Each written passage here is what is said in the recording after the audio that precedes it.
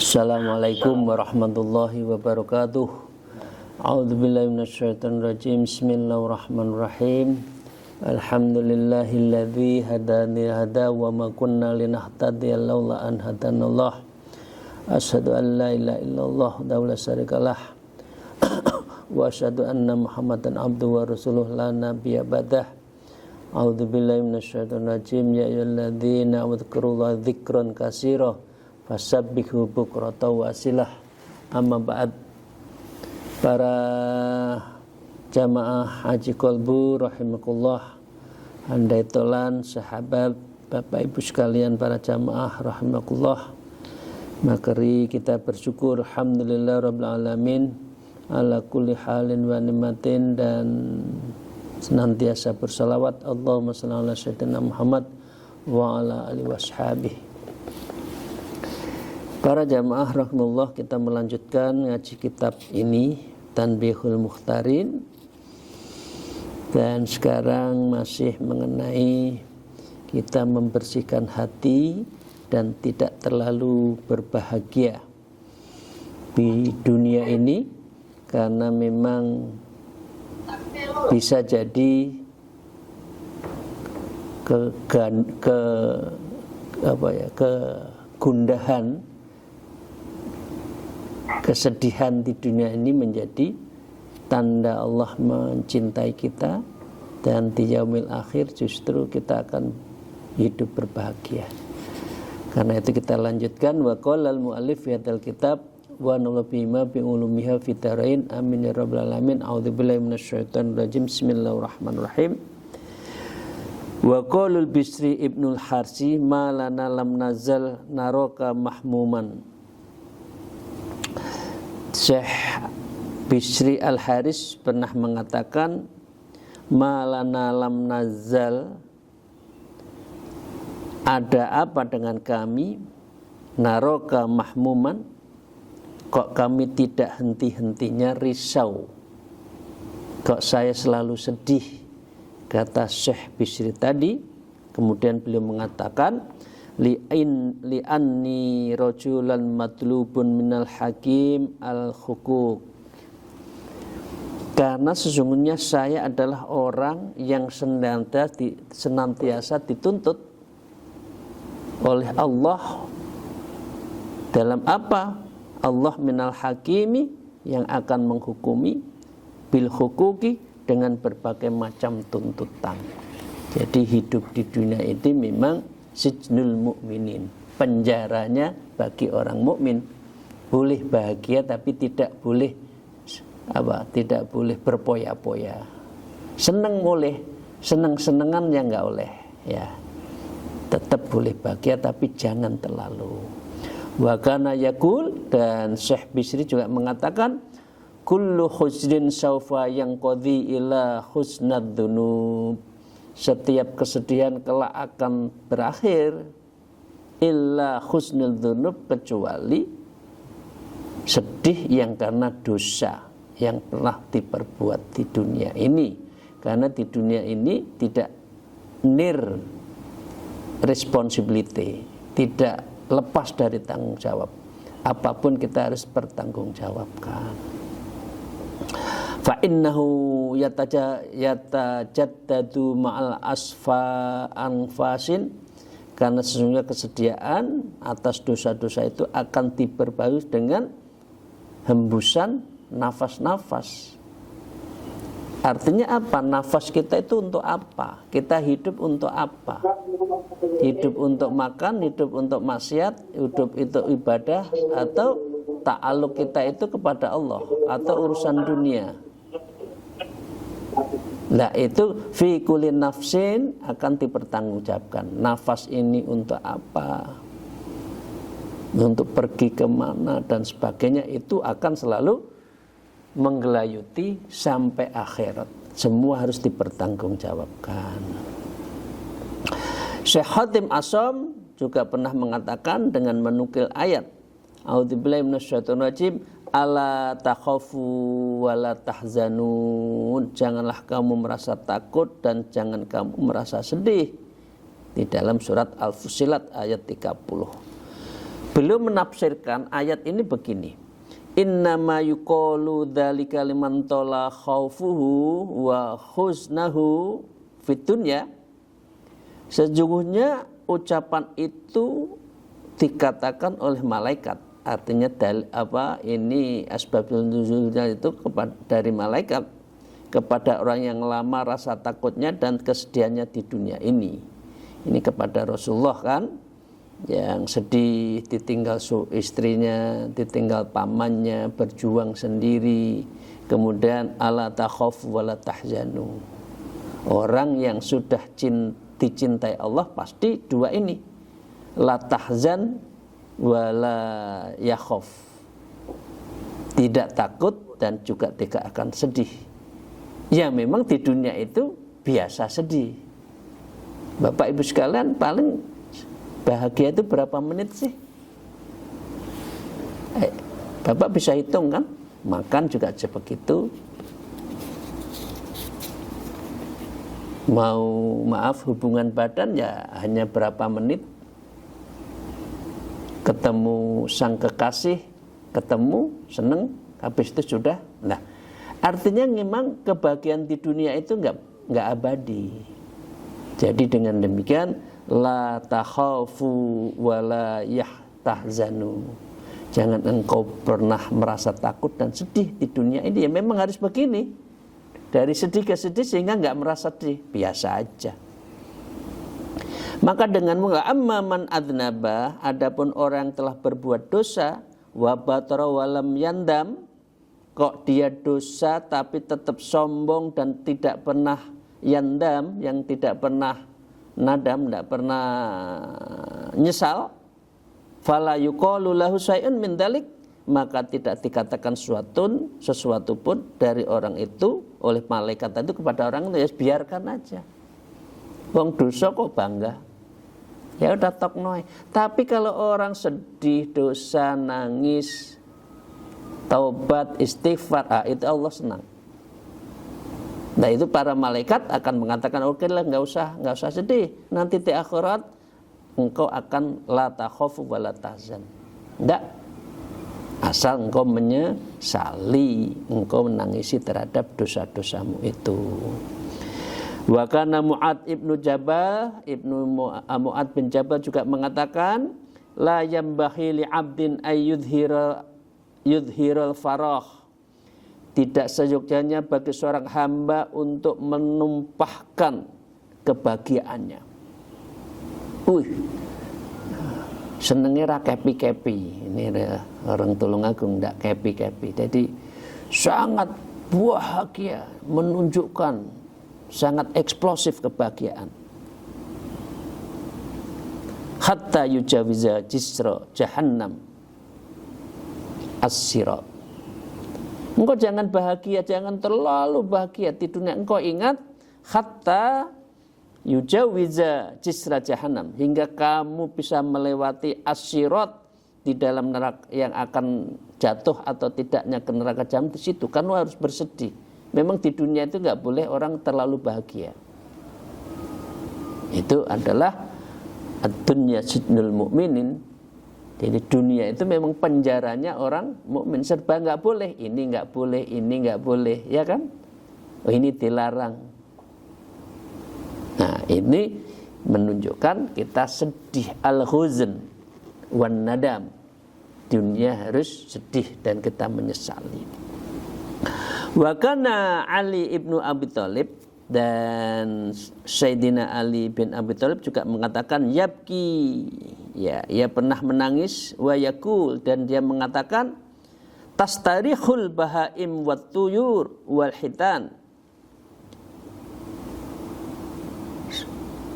Tuyur, bahaim, burung-burung dan binatang, dan ikan-ikan, wal hitan, dia seneng aja. berenang, koinya bagus, burungnya bagus, bawain makan saja, enggak apa-apa, memang itu diciptakan seperti itu.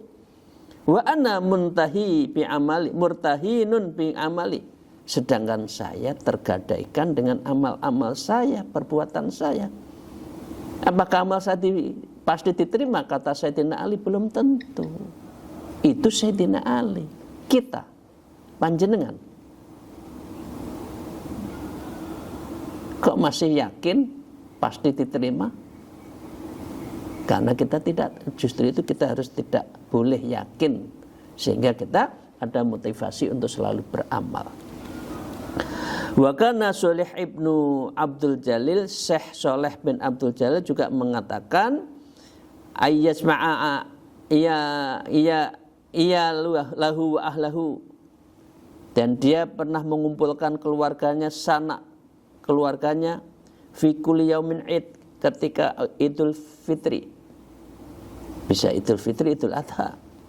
Wajlisunna fayakunu, nangis mereka duduk, kemudian Syekh Abdul Jalil tadi menangis, gugluk nangisnya. Faqila lahu fidzalik, kemudian dia mengatakan kepada keluarganya, faqala, maka dia mengatakannya setelah dijawab, inni abdun amaroni wa ta'ala bi ta'atih wa nahani an maksiatih. Sesungguhnya saya seorang hamba yang telah diperintahkan oleh menjalankan semua perintahnya dan telah diminta untuk dilarang melakukan mendurgainya, maksiat. Fala adri, lalu saya tidak tahu, hal wafaitu bihima amlam, saya telah menunaikan itu atau belum, saya tidak tahu. Apakah saya sudah menjalankan perintahnya atau saya melakukan yang dilarang? Jangan-jangan yang saya lakukan banyak yang dilarang, saya tidak tahu. Kata Syekh Abdul Jalil tadi, wa inna ma yalikul farah wa surur yaumal id, dan sesungguhnya akan pantas berbahagia dan bersukacita pada yaumin id ini, liman kana aminan min adzabillah, hanyalah bagi orang yang telah aman dari azab Allah. Lalu siapa? Kitakah yang aman? Ya Allah, jauh. Kita semua masih jauh aman dari azab Allah. Karena itu kita jangan terlalu bersenang-senang di dunia ini. Wa qad kana Rasulullah sallallahu alaihi wasallam, dan Rasulullah sallallahu alaihi wasallam bersabda, ma atani Jibril alaihissalam qattun, tidaklah datang kepada malaikat Jibril sama sekali, illa wa huwa khaiful yar'adun, melainkan dalam keadaan dirinya sangat takut serasa menggigil, min haibatillahi ta'ala, karena gentar kepada azabnya Allah subhanahu wa ta'ala. Karena orang yang akan dapat sesuatu itu pasti ndredeg. Kok bapak dapat amanah bahagia sekali, itu jangan-jangan nafsu. Tapi kalau kita mendapatkan amanah, innalillahi wa inna ilaihi rajiun. Ini kok jelek ini.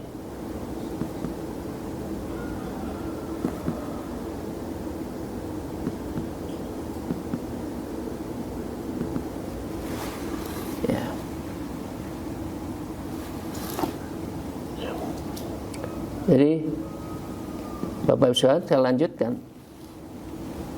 Kok kita mendapatkan amanah,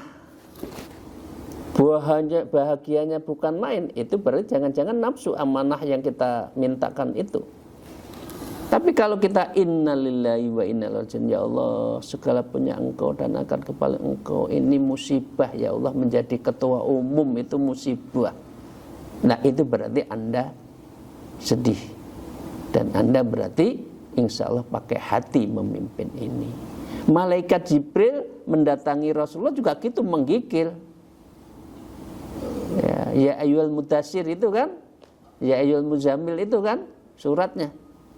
Datanglah ayat pertama menggigil karena takut apakah mampu mengemban amanah atau tidak. Nah, itu bertanda hatinya yang bicara, bukan nafsunya yang ingin mendapatkan kekuasaan. Itu berarti tidak pakai hati nanti dalam memimpinnya. Wa kana Wahab ibnu Munabbih, Syekh Wahab bin Munabbih juga mengatakan, innama takhadallahu Ibrahim khalil, sesungguhnya Allah telah menjadikan Nabi Ibrahim sebagai al-khalil. Khalilullah kan, Nabi Ibrahim Khalilullah, sang kekasih, likaunihi kana sadidul khaufi minhu, hanyalah karena beliau sebagai orang yang sangat besar rasa takutnya, rasa takwanya pada Allah. Wa kanu yasma'una hafaqana qalbihi mim masyirati mailin, dengan mereka sering mendengarkan debaran hati beliau dari jarak 1 mil. Artinya siapa yang paling ikhlas? Nabi Ibrahim saat itu. Kemarin kita menyembelih kambing, sapi, itu pertanda keikhlasan kita, punya rezeki kita ikhlaskan untuk membantu orang lain. Ini Nabi Ibrahim ikhlas diperintahkan oleh Allah menyembelih anaknya. Loh, kita punya duit kok enggak korban? Kok eman-eman, ini anaknya aja dikorbankan. Tapi kepasrahannya Nabi Ismail itulah yang menjadikan Allah mencintai, memadukan lagi kedua kekasihnya antara orang tua dengan anaknya itu, karena ikhlas dan pasrah. Kita belum tentu ikhlas dan pasrah, duwe rezeki ndak gelem korban, padahal itu duit Gusti Allah. Lho, kok dipek dhewe? Kira-kira gitu ya Bapak sekalian ya. Wa kana Musa ibnu Mas'ud yaqul, Syekh Musa bin Mas'ud mengatakan, kunna idza jalasna inda Sufyan as-Sauri, dahulu apabila kita duduk dengan Imam Sauri, faka'anna manarun akhadha bina, maka seolah ada api yang meliputi kami, karena takutnya Syekh Sufyan as-Sauri begitu lembutnya. Nah, kita itu kok masih berandalan, kira-kira kan gitu, takut. Nah, lamma naro ya alaihi min siddatil khaufi wal jaza, karena sesuatu yang kami lihat pada beliau ada rasa takut dan gelisah sangat hebat. Itu sekelas Sufyan as-Sauri, hidupnya selalu takut dan selalu nangis terhadap apakah ada jaminan terhadap masa yang akan datang di akhirat tadi. Itu sekelas beliau. Sekelas kita tenang aja, itu nyantai aja hidup. Sehari-hari 24 jam mungkin 90% urusan dunia biasa aja tuh. Nah, kalau Sufyan as-Sauri tidak, dia sedih. Wa kanal Fudail ibnu Iyad, dan Fudail bin Iyad juga mengatakan, inna lillahi ibadan idza dzakarahu azamatallah, sesungguhnya Allah mempunyai hamba-hamba yang apabila mereka mengingat terhadap keagungan Allah, maka beliau mengatakan takut taat qulubuhum fi butunihim, maka akan tercabik-cabik hati mereka di dalam perut mereka. Mangan itu rasa enak, makan itu tidak terasa enak bagi orang yang betul-betul dekat dengan Allah. Makan itu sepenting hidup, tidak usah dirasakan nikmatnya. Kalau nikmatnya nanti mulut jalan terus, ya. Tsumma tatmail, ya, kemudian mulai sembuh dari mereka.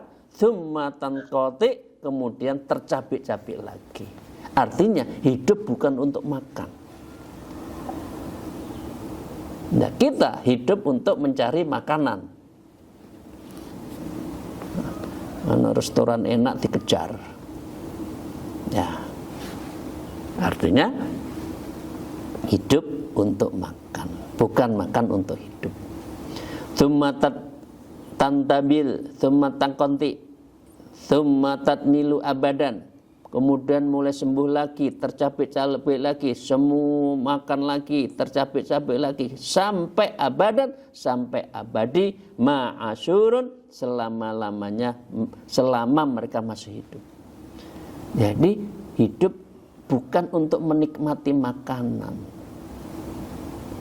Nah, itu untuk apa? Hidup sekedar makan sekedar untuk bisa hidup, bisa untuk ibadah.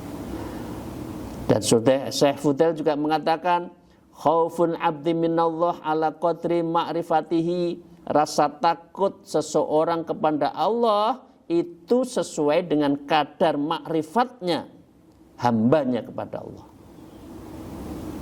Jadi kalau nggak pernah paralel konjangternya itu, kurvanya, syariat dijalani, tarikat dimasukkan, hakikat mendapatkan, makrifat diketahui, maka hidup itu tidak akan ada rasa takut seorang pada Allah kalau tidak makrifat. Makrifat hanya bisa didapatkan melalui makrifatullah min makrifatun nafsi fahuwa tariqah. Dan itu dijalani dengan tarikat. Tanpa itu sulit. Kan sudah jelas, man arafa nafsak faqad arafa rabbak. Artinya makrifat dulu di dalam proses yang harus dijalani, wajah itu fisabili, dengan sungguh-sungguh jalan menuju makrifat itu. Itu Bapak sekalian ya. Syekh Ibrahim Al-Haris juga mengatakan, la yarfa' tarfahu ilas sama'i abadan. Ia tidak pernah mau menengadahkan kepalanya ke langit selamanya, khaufan, dan dia rasa takut, wa khayaun, dan dia malu minallah ta'ala. Mengapa dia malu dan takut? Karena min haitsu inna sama'a qiblatud du'a, karena di sisi bahwa langit itu adalah kiblatnya doa. Nah, mengatakan kemana takut? Wa kana khaufuh katsirun ma yaglibu ala Sufyan as-Sauri wa Malikin ibnu Dinar wa Fudail ibnu Iyad. Aku malu kepada Sauri, Malik bin Dinar dan Fudail bin Iyad. Aku itu ndangak terus, jaluk terus nek Gusti Allah. Enggak pernah ibadah, aku malu. Jaluk terus itu lo malu. Nah, Syekh Ibrahim mengatakan gitu. Kita setiap hari minta, tapi hak Allah tidak kita jalanin. Maca Quran itu uang ngalira kaprah ya. Baca Quran itu satu hari satu juz, seminggu satu juz, belum tentu selesai. Gimana sih kita ini? Sing dipikir dunya tok. Nah, ini maka dengan demikian fayahrujuna ala wujuhim, lalu mereka keluar dengan wajah-wajah mereka ke depan, la yadruna aina yadhabun, di mana mereka tidak tahu kemana mereka akan pergi. Ya, artinya orang yang tidak makrifat itu sulit menemukan Allah. Salatnya, ibadahnya juga tidak khudu, tidak khudur, khusyuk, karena memang dia tidak tahu apa yang dia jalankan. Wa kana Imran Husain yaqul wallahu inni la awwaddu an asyira ramadan tan tafasuni arrih. Demi Allah, sesungguhnya saya pastilah akan menyukai kalau saya menjadi orang yang dihamburkan diri saya oleh angin fi yaumin asif, di hari yang banyak, yaitu angin ribut, artinya kiamat. Artinya memang pantas saya itu diazab oleh Allah. Lah aku nggak sempurna nek dunya loh, menurut beliau Imran. Lah kita itu di dunia juga nggak jalankan yang baik, kok njaluk urip selamat. Nah, gitu loh. Kan ndak impas. Nek dunyane nggak jalani dengan baik, kok njaluk selamat di akhirat. Sesuatu yang mukhal, yang nggak masuk akal itu. Ya, pantasnya memang diadab. Ya, artinya ini sekelas beliau Syekh Imran bin Husain saja enggak yakin di akhirat akan selamat dari azab Allah. Lah kita itu loh di dunia umur sampai sekarang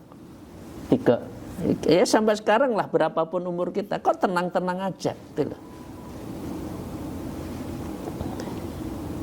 Wa kana Ishaq bin Khalaf dan Syekh Abdul Ishaq bin Khalaf juga mengatakan laisal khaifat ladzi yabki wa yasma'u dhumu'ahu. Bukanlah orang yang takut orang senantiasa menangis dan mengusap air matanya. Air mata buaya. Pinter, acting. Tapi enggak pernah tumus itu loh. Dia actingnya pinter di hadapan Allah. Apalagi kalau istighosah bareng, nangis bareng. Bar nangis sebar. Ya, bukan itu yang dimaksudkan orang yang takut takwa, padahal bukan itu. Beliau mengatakan wa innamal khaifu man taraka fi'lal umuri. Sesungguhnya orang takut adalah orang meninggalkan berbuat sesuatu dari perkara yang ia takutkan. Allati yakhuf, yang tidak takutkan. Yang dia takutkan tapi amalannya tidak menunjukkan dia takut. Itu manusia. Betul? Ini enggak boleh, itu enggak boleh. Tetap aja dijalankan. Lah, ngono kok ngaku wong takwa? Bukan itu. Setelah itu nangis, bukan. Tapi ayyu'adzibahu Allah ta'alahi, kalau Allah akan menyiksa dirinya karena perkara-perkara tadi. Allah kan pasti menyiksa atas perbuatan kita. Loh, kita kok pura-pura takut tapi tetap menjalankan yang dilarang? Lah itu berarti pura-pura. Lah Allah akan mengadab. Bapak Ibu sekalian yang saya hormati, karena itu wa kana Hasan Bisri yaqul, dan Syekh Hasan Bisri mengatakan qara'tu qaulu ta'ala. Kemudian dia mengatakan, menyebutkan satu ayat Syekh Hasan Bisri. Kullu nafsin dha'iqatil maut. Setiap yang berjiwa, yang bernafas pasti akan mati. Wa sirtu uraddi duha, dan saya mengulang-ulang ayat ini. Fa idza bihatifin yahtifu. Kemudian tiba-tiba ada suara hatif, suara lembut, kayak ada suara suara yang membisikin, yahnif. Sambil beliau berkata berteriak di dalam bicara itu, kam turaddihu hadhil ayah. Wahai Hasan Bisri, kamu berapa kali menyebut kullu nafsin dha'iqatul maut? Faqad qalat arba'ata afin minal jinni, ya, dan sesungguhnya ayat itu telah membuat wafat 4.000 dari kalangan jin lamma sami'uha, ya, tatkala mereka mendengarkan ayat ini, falam yarfa'u tarafahum ila sam'i hatta matu, lalu mereka tidak berani menengadahkan pandangan mata mereka ke langit sampai mereka mati. Bapak itu loh, berapa dibaca? Ingat enggak? Kullu nafsin dha'iqatul maut. Ada orang wafat, tenang aja itu. Enggak ada pikiran saya nanti mati seperti ini loh. Amal saya sudah sampai seberapa? Siapkah saya? Nah, enteng aja itu loh. Melihat orang wafat itu enggak ada impact, enggak ada dampak psikologisnya. Bar ya bar. Nah, ini yang sampai dikatakan oleh Hasan Bisri. Sampai diingatkan berapa? Ingat-ingat ya. Berapa kali kamu membaca ini? Kamu ingat terus. Kullu nafsin dha'iqatul maut. Nah, kita itu ada orang wafat ya buar. Bahkan ada wafat malah ada orang judi kalau di kampung-kampung itu kan. Kalau lagi tahlilan itu bertahlilan ya buat maksiat lagi. Sedikit lagi, wa waqafal Fudail ibnu Iyad, dan pernah wukuf Sayyidina Fudail bin Iyad pada hari Arafah, ya, min yaumil Arafah, qabidan lihyatahu, sambil menggenggam jenggot mereka, yabki minaz zawal ila ghurubis syamsi, beliau menangis terseduh-seduh sejak tergelincir matahari sampai terbenamnya. Itu hari wukuf ya, kemarin kan, hari Selasa wukuf, nangis. Sekarang kita lihat ya, banyak orang wukuf tapi selfie terus, kirim gambar terus wukufnya kapan? Nah, ini Fudail bin Iyad nangis terseduh-seduh, wa yaqulu, dan mengatakan, wa aswatuhu wa in uriftu hufirat li, ya Allah, dosa-dosaku batuku banyak, ya Allah, meskipun dosa itu diampuni untuk diri saya, tetap nangis. Wa kana Hammadu ibnu Zaid, Hammad bin Zaid tidak pernah duduk sama sekali, la yajlis qatun illa mustawfizan, kecuali dalam keadaan gelisah, karena nggak bisa menikmati, isinya gelisah takut kepada Allah. Faqala lahu min dzalik, lalu ditanyakan kepada beliau mengenai hal itu, dia mengatakan, innama yajlisul mutma'inna min kana aminan min adabillah, sesungguhnya yang bisa duduk dengan tenang ini adalah bagi orang yang aman dari azab Allah. Siapa? Nggak ada yang tahu. Kita itu yang dicari kursi yang empuk, enak, nyaman, gitu kan, menikmati. Lah ini Hammad bin Zaid nggak pernah nyenyak, nggak bisa duduk tenang karena takut. Apakah saya sudah menjalankan perintahnya, zikir saya gimana, baca Quran saya gimana, itu selalu sedih. Wa anna ghairu amin min nuzulihi alayya lailan wa nahran, sementara saya bukan orang yang aman dari turunnya siksaan pada siang dan malam, sehingga duduknya itu tidak tenang. Satu lagi, wa kana Umar ibnu Aziz yaqul, Umar bin Abdul Aziz ini khalifah yang paling manusiawi, ya, beliau mengatakan, laulal ghaflatu lamatal khalqu kulluhum min khasyatillahi azza wa jalla, jika tidak ada kelalaian pasti akan mati seluruh makhluk karena takut pada Allah Ta'ala. Nah, orang itu kalau sudah ikan azab mestinya takut, ya, karena dia punya lalai sehingga tidak takut. Ini manusia, sehingga terus menjalankan yang dilarang. Bapak Ibu sekalian yang saya hormati, itu beberapa kisah yang sangat menghentakkan jiwa kita. Semoga kita selalu memaknai hidup ini penuh dengan al-husn, sedih. Bahagia boleh, tapi jangan bahagia. Kenyang boleh, tapi jangan kekenyangan. Itulah. Sebaine wae. Yang tengah-tengah saja, yang sedang-sedang saja.